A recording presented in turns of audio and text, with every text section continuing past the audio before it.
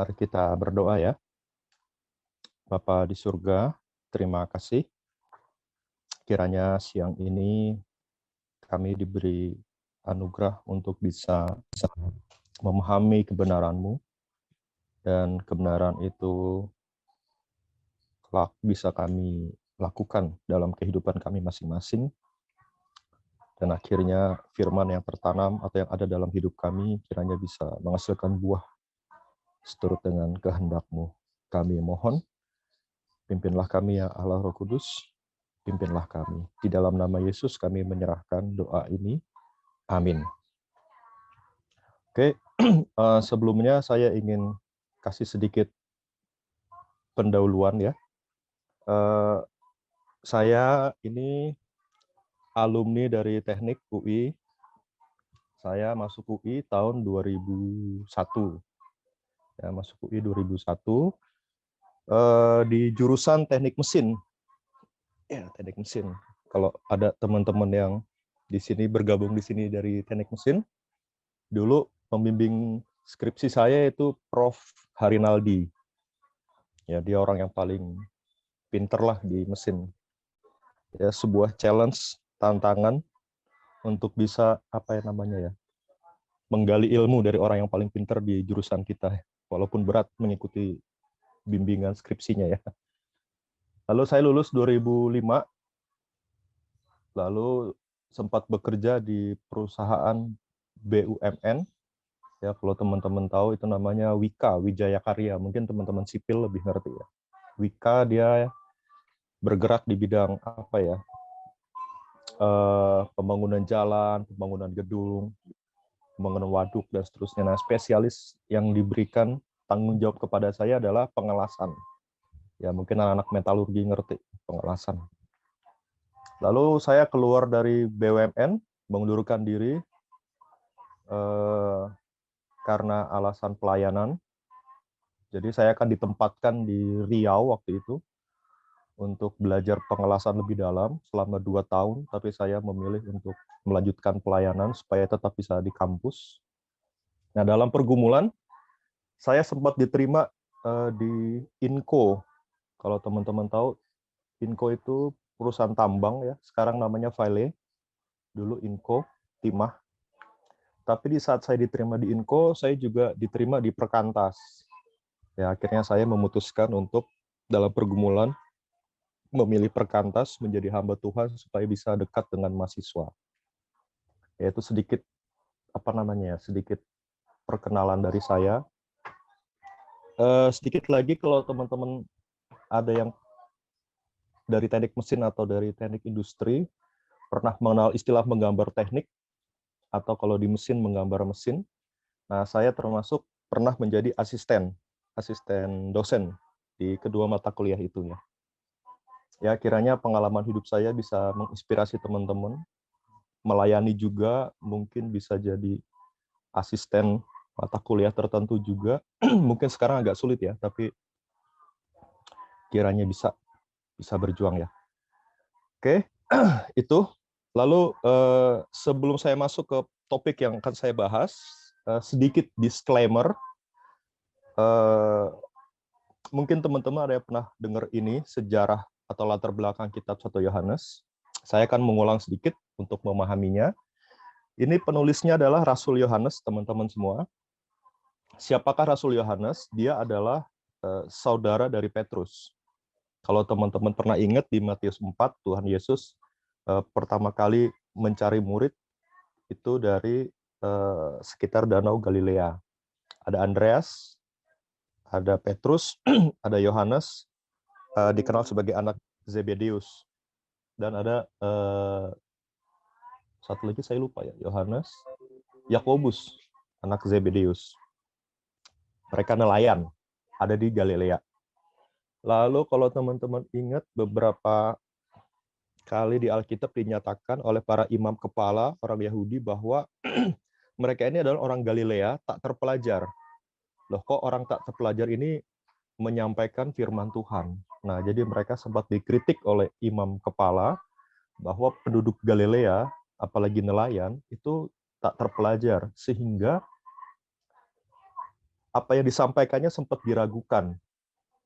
Nah, tetapi seiring berjalannya waktu, karunia Roh Kudus juga, Rasul Yohanes ini bisa menuliskan beberapa kitab yang sangat sangat tajam, sangat mudah dipahami, tetapi di sisi lain juga sangat sulit. Ya, contohnya Injil Yohanes. Lalu kemudian 1, 2, dan 3 Yohanes. Dan terakhir, yang paling menimbulkan banyak polemik penafsiran adalah kitab Wahyu. Ya. Nah, ini bisa jadi satu aspek sendiri tuh. Pembahasan di lain waktu. Orang yang diasumsikan tidak terpelajar ternyata bisa menghasilkan karya-karya yang luar biasa dan menjadi berkat bagi banyak orang. Ya, seorang nelayan mengikuti Yesus 3 tahun, tapi akhirnya bisa menghasilkan karya-karya yang monumental. Dan rekan-rekan, tulisannya Rasul Yohanes ini ditulis dalam bahasa Yunani sehari-hari. Dituliskan dalam bahasa Yunani sehari-hari. Mengapa? Karena pada masa itu bahasa Yunani sehari-hari atau disebut koine itu adalah bahasa umum, bahasa yang dipergunakan di dalam perdagangan. Walaupun yang memerintah adalah Romawi, jadi Yunani dikalahkan oleh Romawi. Nah, Romawi pemerintahan yang yang kita sebut imperium, yang melibatkan banyak kota-kota taklukan, tetapi bahasa yang dipergunakan untuk saling mengerti antara orang yang berbeda bangsa, berbeda suku, adalah bahasa Yunani. Nah, sehingga Rasul Yohanes ini menulis dalam bahasa Yunani sehari-hari. Oke. Kemungkinan dia menulis tahun 85 sampai 95 Masehi, kemungkinan besar. Ada penafsir yang mengatakan kemungkinan ini menjelang akhir-akhir hidupnya sebelum dia dibawa ke Pulau Patmos. Nah, di Pulau Patmos dia menulis kitab Wahyu. Ya, seri surat Yohanes ini kemungkinan di tahun 85 sampai tahun 95. Nah, kemungkinan besar tema utamanya adalah bagaimana kasih itu diejawantahkan di dalam kehidupan real untuk penerimanya adalah orang-orang yang terdiri dari berbagai latar belakang suku yang tinggal dalam kota-kota besar di bawah jajahan Roma. Nah, oke, saya ulang ya. Kemungkinan besar topik utama dari 1, 2, dan 3 Yohanes adalah bagaimana kasih itu yang sudah diperkenalkannya di dalam Injil Yohanes tentang kasih, itu benar-benar diejawantahkan atau direlasikan, dikaitkan dengan kehidupan sehari-hari. Nah, kalau saudara membaca kitab Injil, itu sangat jarang kita bersentuhan dengan kasih di dalam realita kehidupan sehari-hari. Kenapa? Karena kasihnya itu dikaitkan dengan Kristus, Yesus semata. Nah, kemungkinan besar di 1, 2, 3 Yohanes ini beritanya tentang bagaimana kasih itu atau firman yang hidup itu atau penggambaran Yesus di surat Yohanes dikaitkan dengan kehidupan sehari-hari umat percaya. Nah, ingat tadi saya bilang Romawi, imperium, dia menaklukkan banyak kota, tetapi dia juga mengizinkan orang yang ditaklukkan itu tidak dibunuh, tapi dipekerjakan dari berbagai suku. Nah, kemungkinan besar penerima surat ini adalah orang-orang yang terdiri dari berbagai suku bangsa, berbagai status, berbagai profesi. Dan ada satu penafsir yang saya ikuti pendapatnya, kemungkinan besar penerima surat 1 Yohanes sampai 3 Yohanes ini adalah orang-orang yang tinggal di provinsi Asia. Provinsi Asia itu kalau teman-teman pernah ingat, Paulus di atas kota Efesus, ya di sekitar situ. Oke, itu sedikit disclaimer-nya. Lalu yang kedua, saya akan masuk disclaimer kedua spesifik ke Rasul Yohanesnya. Nah, Rasul Yohanes ini, saudara sekalian, tadi sudah saya sebutkan dari daerah Galilea, dan saya meyakini ada satu penulis yang menyatakan kemungkinan besar pola pikirnya adalah pola pikir Yahudi, bukan pola pikir Yunani. Nah, kalau pola pikir Yunani itu, saudara, akan berurutan. Kalau pernah dengar istilah induktif dan deduktif, itu pakai pendekatan Yunani. Nah, cirinya adalah dia seperti ada eh, keberlangsungan cirinya. Jadi kalau pernah dengar istilah sintaks dalam menggali kitab Perjanjian Baru khususnya surat, nah itu pakai pendekatan pola pikir Yunani. Apa yang berurutan? Apa yang berurutan? Apa hubungannya? Apa relasi antar ayatnya? Jadi pola pikir utama Yunani adalah kita mencari relasi. Apa relasinya? Nah, kalau pola pikir Yahudi itu berbeda jauh, saudara sekalian. Nah, pola pikir Yahudi adalah pola pikir pengulangan atau kita biasa sebut paralelisme. Apa yang berulang? Nah, fokus kita di situ. Apa yang berulang? Nah, khusus pada kali ini saya akan memakai pendekatan asumsi bahwa Rasul Yohanes adalah orang Yahudi asli, tetapi dia menggunakan gaya tulisan Yunani. Nah, sehingga teks yang tersaji di depan kita, saya mengasumsikan masih pakai pola pikir pendekatan Yahudi, yaitu ada pengulangan, paralelismenya. Oke, ya sorry agak panjang disclaimer-nya. Nah, jadi di depan saudara sekalian, dan di depan saya, ini saya sudah coba buatkan teks 1 Yohanes 2 ayat 7-17 dengan pola pikir paralel, atau apakah ada kata yang berulang. Nah, saya coba tulis untuk menolong saudara, saya kasih sesuatu yang berbeda supaya kita bisa memahami, oh ternyata ada yang berulang ya. Nah, dari yang berulang ini nanti kita akan tarik apa pelajarannya, bahkan juga kita bisa tarik dari apa yang tidak berulang, yang satu-satunya yang muncul. Oke, disclaimer-nya selesai, saya masuk langsung ke dalam teksnya ya. Judul saya beri sendiri, judulnya yaitu Firman Allah ada di dalam kamu. Firman Allah ada di dalam kamu.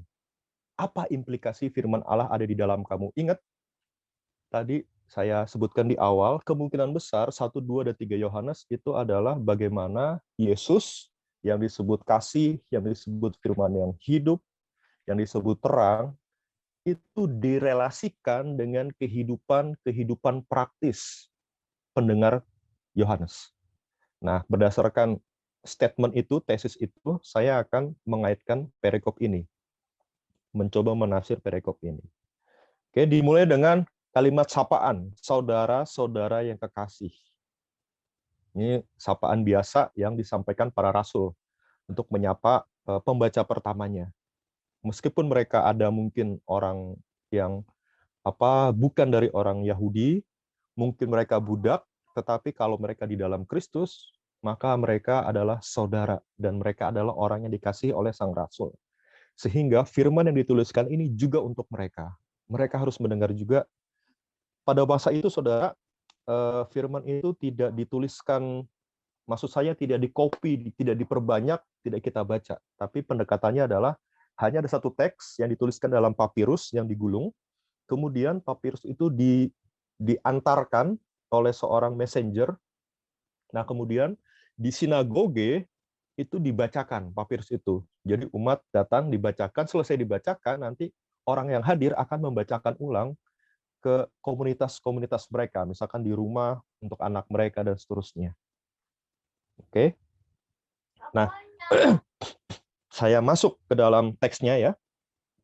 Oh ya, minta tolong pengurus kalau sudah kurang 5 menit lagi nanti dikasih dikasih tanda ya. Bisa interupsi langsung suara atau pakai tulisan di chat, silakan. Ya, Mas. Bukan perintah baru yang kutuliskan kepada kamu. Ya. Perintah baru, saudara sekalian, muncul pengulangannya, paralelismenya di ayat 8. Bukan perintah baru juga yang kutuliskan kepada kamu. Oke. Jadi ayat 7, saya sebutnya ayat 7 apa nih ya? Anggaplah A, B, C, D ya. Ayat 7b itu berulang kalimatnya, muncul lagi di ayat 8a. Bukan perintah baru yang kutuliskan, dan itu sama percis. Bukan perintah baru juga yang kutuliskan kepada kamu. Nah, berarti pemahaman kita langsung terfokus kepada ayat 7C dan 7B. Apa yang berbeda di situ? Yang berbeda adalah ada firman yang telah kamu dengar.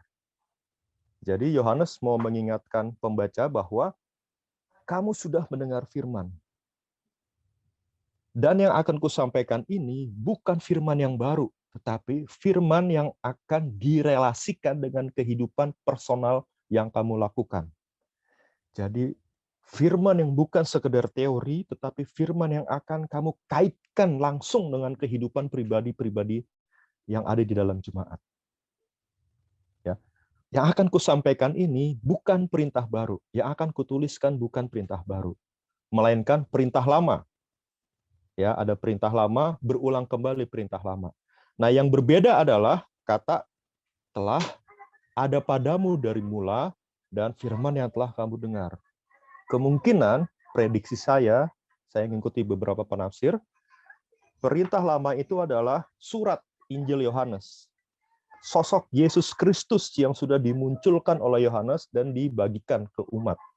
Yesus yang nanti kasih, Yesus yang adalah terang, Yesus yang adalah juru selamat, itu apa ya namanya personifikasi Yesus akan muncul kembali di kitab 1 Yohanes ini. Hanya bedanya pemahaman tentang Yesus di Injil Yohanes di dalam kitab 1 Yohanes ini, dalam surat ini, itu akan dicoba dikaitkan oleh Rasul Yohanes berkenaan dengan kehidupan keseharian umat. Oke. Jadi di kotak pertama ayat 7 sampai 8a, Rasul Yohanes mengingatkan kita, hai jemaat, kamu sudah menikmati Kristus. Kamu sudah menikmati firman yang hidup. Kamu sudah menikmati firman itu.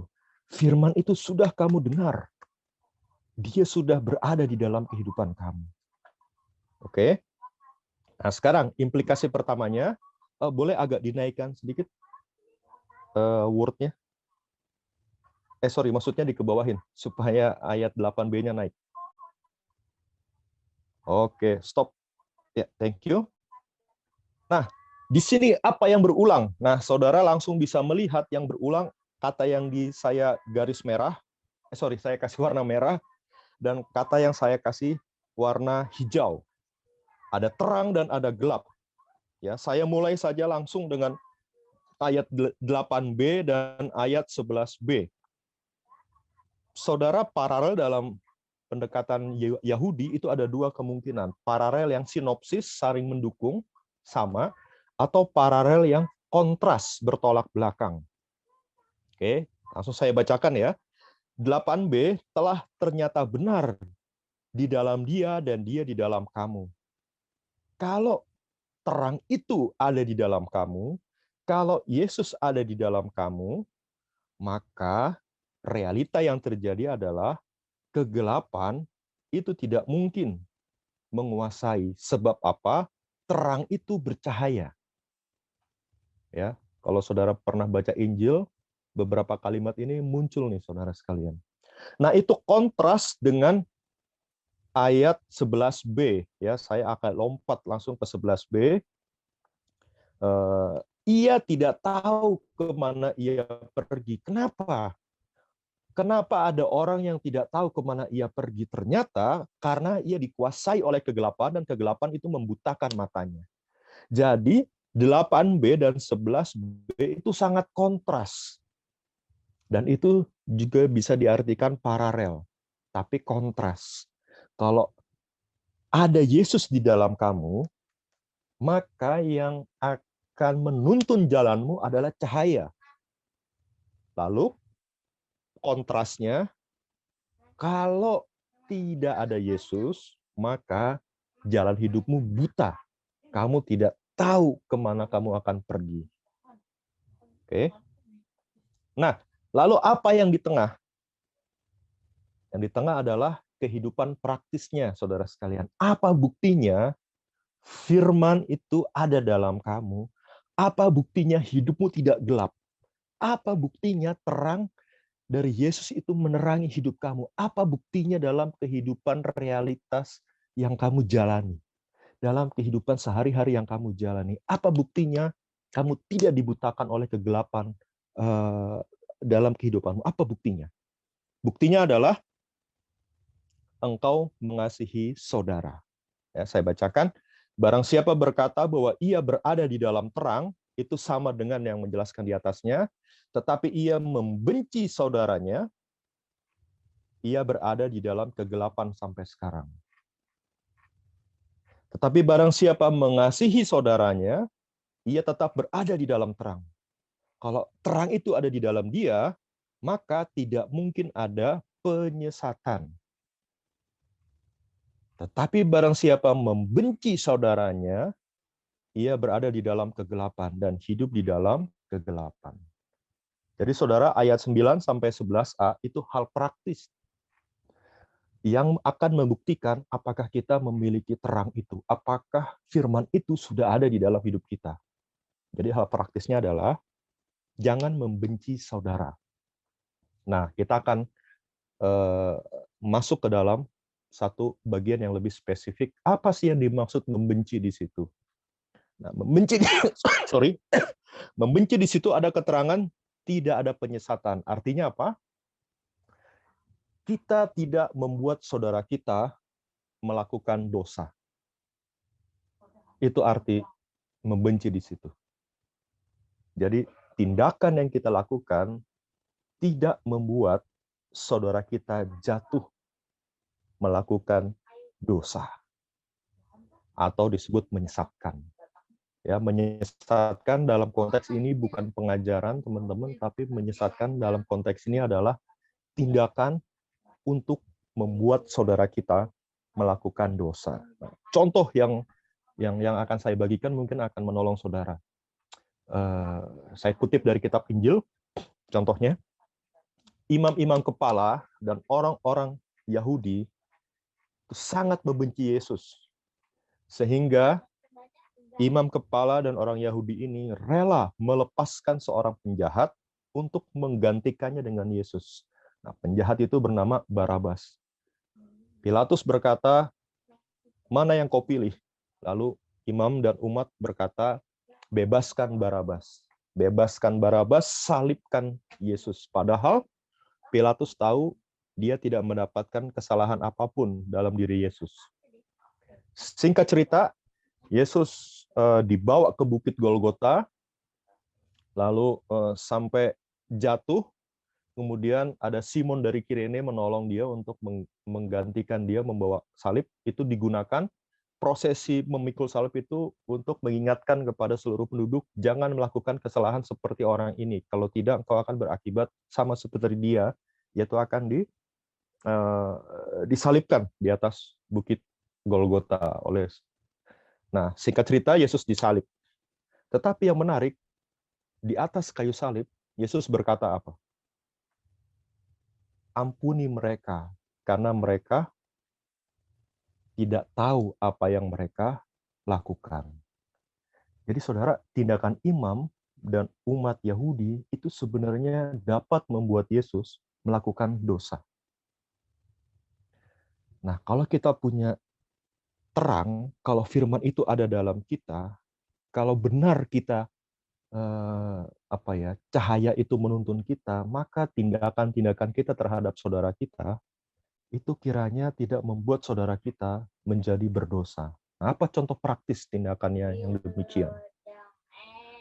Mungkin yang paling mudah sebagai contoh adalah tindakan yang mulut ya, mulut.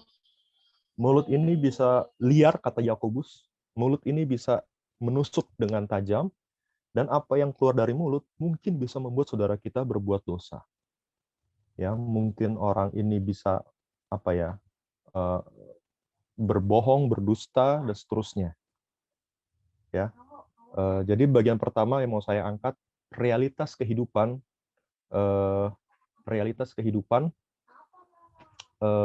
yang diangkat oleh Rasul Yohanes adalah hati-hati dalam berelasi dengan saudaramu. Jangan sampai membuat mereka jatuh melakukan dosa. Oke, itu kalau firman ada padamu itu kalau hidupmu dituntun oleh cahaya. Oke? Itu bagian pertama sampai ayat 11b. Boleh ayat 12 makin naik ke atas. Nah, kalau nanti teks ini saudara pegang, ya pengurus boleh memberikan teks ini kepada jemaat. Di atas, di ayat 7 sampai 8, Rasul Yohanes mengeluarkan kata, aku menuliskan. Aku menuliskan. Nah, mulai ayat 12 sampai 14, kata menulis muncul lagi, saudara sekalian. Di atas ada 2, di sini ada 6. Ada paralel. Nah, hanya bedanya, saudara sekalian, penerimanya. Kalau di ayat 8, 7, 8, dikatakan kamu, yaitu apa? Seluruh jemaat. Tetapi di sini Yohanes memberikan hal yang spesifik. Ada anak-anak berulang, ayat 12 ke ayat 14. Ada bapak-bapak berulang, dan ada orang-orang muda berulang. Ya. Lalu, kalau saudara ingat ada kata dari mulanya, di ayat 13 dan dari mulanya di ayat 14 itu juga sudah muncul dari mulanya di ayat 7 dan 8. Boleh minta tolong naikin ke ayat 7 untuk membuktikan ada kata dari mulanya. Ya, ada kata dari mulanya. Jadi kata dari mulanya 3 kali penting, diulang. Gunanya apa? Untuk mengingatkan jemaat ketika membaca ini. Boleh ke bawah, saudara sekalian. Kenapa penting? Karena ini pola pikir Yahudi, saudara sekalian. Saya coba kasih contoh yang simpel ya. Kalau teman-teman ingin menegaskan sesuatu dalam ketika teman-teman nulis WA, mungkin teman-teman memakai beberapa pendekatan. Misalkan, oke, thank you, 15 menit lagi. Teman-teman pakai pendekatan kata tanda seru. Ingin menegaskan, jangan sampai lupa hal ini ya. Tanda seru. Atau teman-teman pakai caps lock semua. Nah, tetapi untuk budaya orang Yahudi itu bukan budaya tulisan, tapi budaya lisan. Untuk menekankan sesuatu, orang Yahudi menggunakan pengulangan, teman-teman, paralelisme. Misalkan di Yesaya 6, kudus, kudus, kuduslah Tuhan. Pengulangannya artinya apa? Tuhan itu kudus.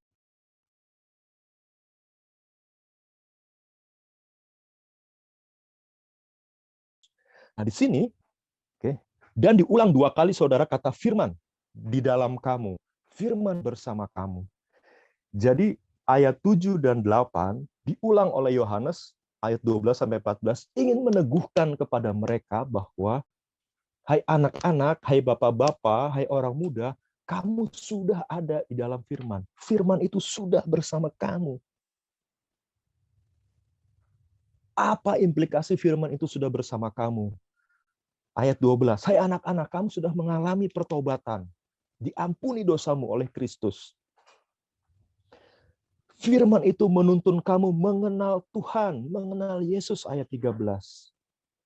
Lalu kemudian firman itu, hai orang muda, young man, ini orang muda, firman itu pernah kamu alami, mengalahkan yang jahat. Jadi Rasul Yohanes menegaskan bahwa firman itu sudah ada bersama kamu. Firman itu sudah menjadi bagian dalam hidupmu. Bahkan kamu sudah menikmati kekuatan firman itu. Saudara ingat di kitab Roma, Paulus menulis Injil adalah kekuatan Allah. Apa buktinya Injil punya kekuatan? Nah, Rasul Yohanes memberikan hal yang praktis di sini. Dosamu diampuni karena kamu mendengar firman. Kamu bisa mengenal Kristus karena kamu sudah mengalami firman. Artinya firman sudah ada di dalam kamu. Hai orang muda, kamu bisa mengalahkan yang jahat karena firman ada di dalam kamu. Ya, kata firman Allah itu diulang kembali di bagian atas. Sebenarnya ada di awal. Boleh ke atas lagi? Sorry ya, minta tolong. Di ayat 7. Ya, firman itu juga muncul 2 kali di warna yang coklat.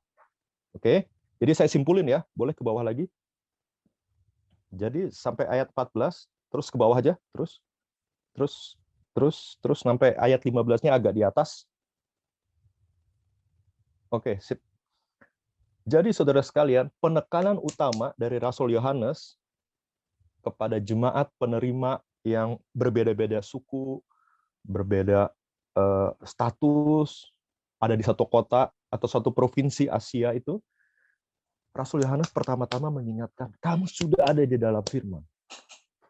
Firman itu ada bersama kamu. Dan kamu sudah mengalami kekuatan firman itu. Nah, jadi sekarang bagian kedua, hal praktis yang harus kamu ingat kalau firman itu sudah ada dalam kamu. Hal praktis kedua adalah ayat 15 sampai 17. Ya, di sini saudara bisa langsung melihat yang dekat adalah kata dunia. Semuanya ada kata dunia.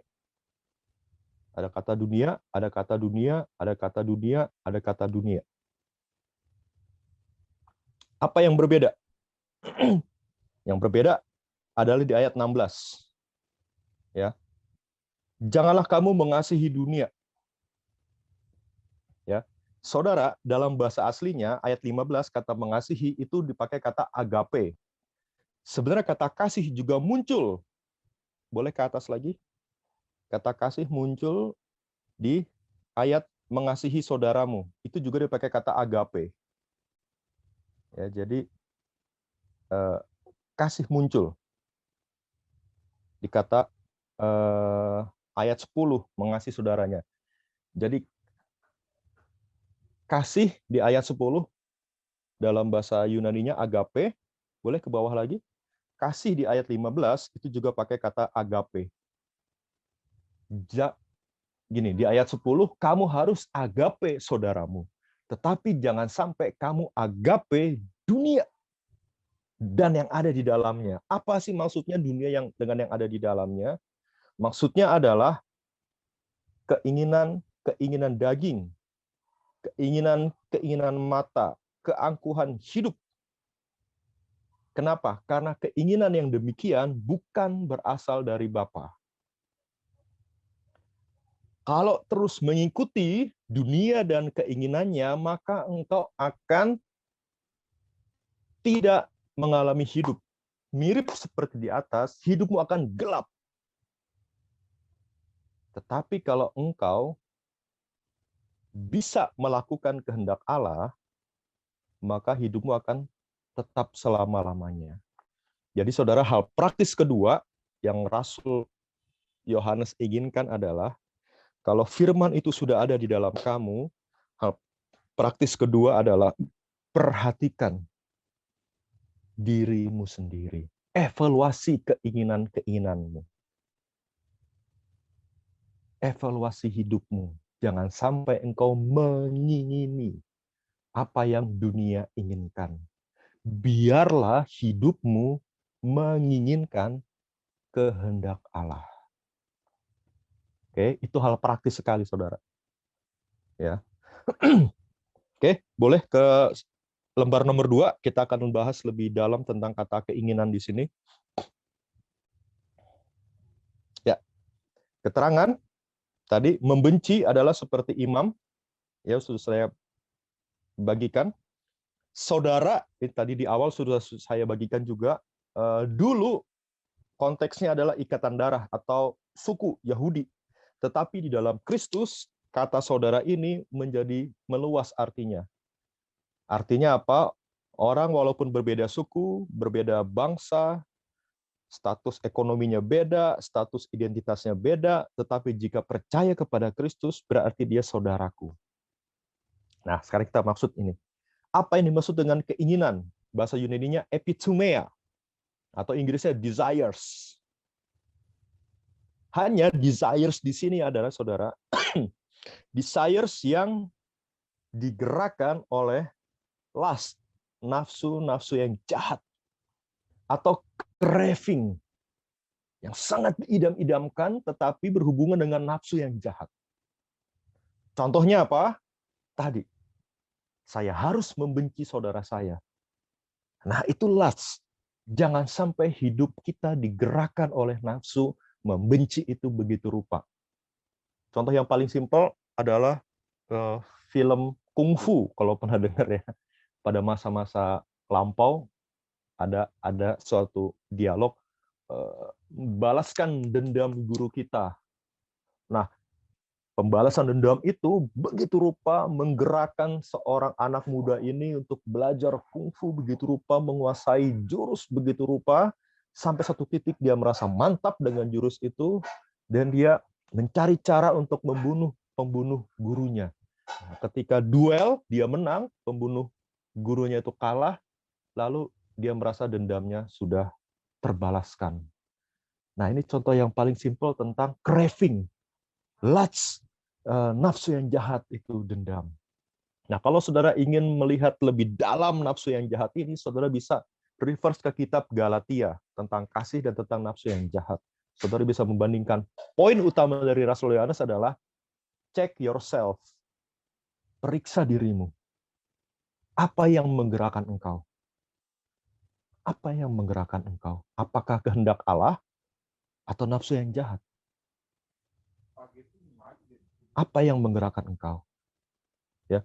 Lalu keangkuhan hidup, bahasa Yunaninya alozoneia atau pride yang diartikan sebagai arogan. Aku tidak perlu Allah. Aku tidak perlu melakukan kehendak Allah dalam hidup ini. Akulah sang penentu keberhasilan. Sangat arogan dalam hidup. Oke. Jadi saudara, saya simpulin, pesan utamanya adalah kamu sudah ada dalam firman. Oleh sebab itu, tunjukkan bagaimana engkau mencintai. Jangan mencintai yang salah, yaitu apa? Membenci saudara. Dan jangan mencintai yang salah yang kedua adalah digerakkan oleh nafsu. Ya.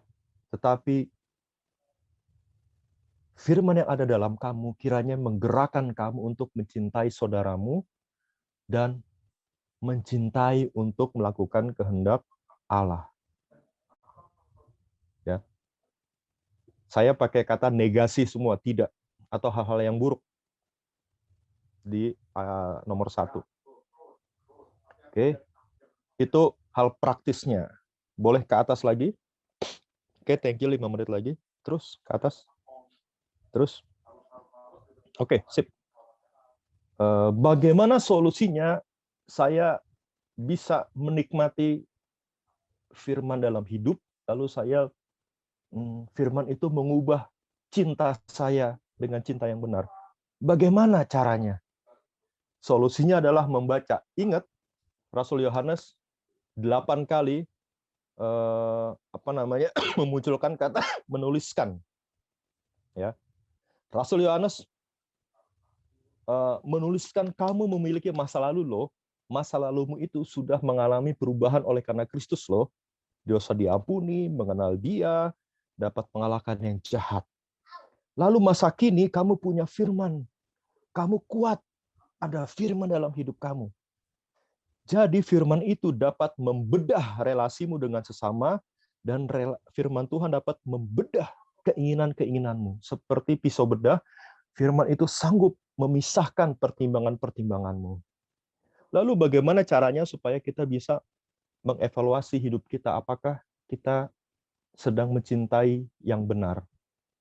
Jawabannya adalah menulis. Hal praktis dari Rasul Yohanes adalah dia menuliskan kepada jemaat. Nah, saya ingin juga hal yang praktis supaya saudara bisa mengevaluasi diri, apakah saya mencintai dengan benar? Nah, pertanyaannya adalah apakah saudara dan saya punya kerinduan untuk menuliskan firman yang berkesan, menuliskan kehidupan kita yang mungkin berhasil, mungkin gagal, kita tuliskan, sehingga suatu saat kita baca lagi, kiranya itu bisa membuat kita mengevaluasi hidup kita. Ya, budaya tulisan ini sudah pelan-pelan terganti dengan budaya foto yang dikirim ke media-media sosial.